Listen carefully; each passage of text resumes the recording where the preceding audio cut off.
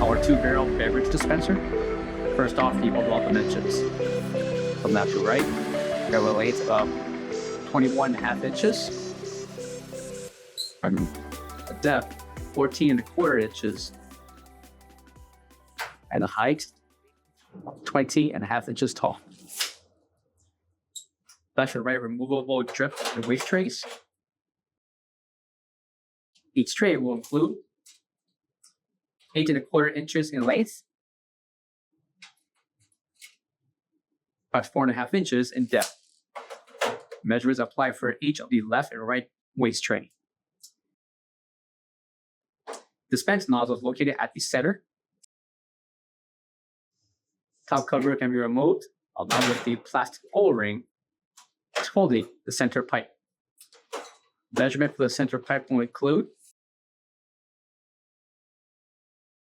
2.5 inches in radius by 10.25 inches in height. For each barrel will include 8.5 inches in radius